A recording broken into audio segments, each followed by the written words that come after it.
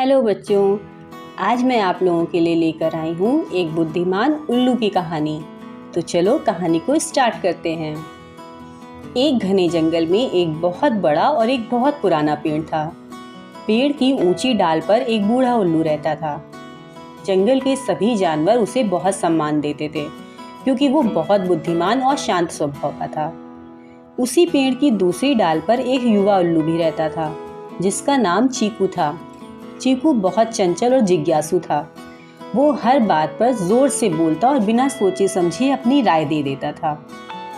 एक दिन चीकू ने बूढ़े उल्लू से पूछा, दादाजी, जंगल के सभी जानवर आपसे सलाह लेने क्यों आते हैं? आप हमेशा चुप रहते हैं, फिर भी लोग आपको इतना बुद्धिमान क्यों मानते हैं? बूढ़ा उल्लू मुस्कुराया और धीरे से बोला, बेटा, समय आने पर तुम्हें समझ में आ जाएगा। कुछ दिनों बाद जंगल में एक समस्या आ गई।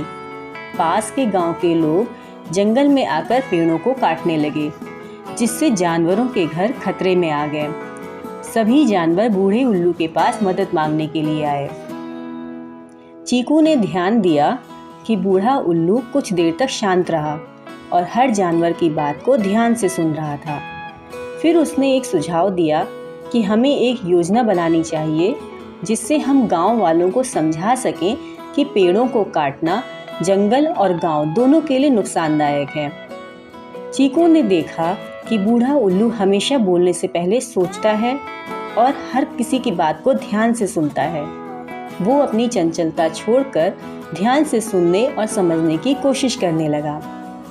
कुछ दिनों बाद जानवरों ने बूढ़े उल्लू की योजना पर काम किया और गांव वालों को पेड़ों को न काटने के लिए कहा और सभी लोग उसकी बात मान गए। जंगल फिर से सुरक्षित हो गया। चीकू ने बूढ़े उल्लू से कहा, दादाजी, अब मुझे समझ में आ गया है कि बुद्धिमानी सुनने और सोचने से आती है, ना कि हमेशा बोलने से। बूढ़ा उल्लू मुस्कुराया और बोला, याद रखो चीकू, जितना ज़्यादा तुम सुनोगे और देखोगे उतना ही ज़्यादा तुम समझोगे। यही असली बुद्धिमानी है।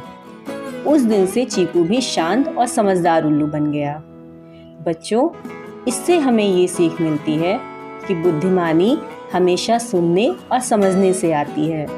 बात करने से पहले हमें ध्यान से सोचना और दूसरों की बातों को सुनना बहुत ज़रूरी होता है।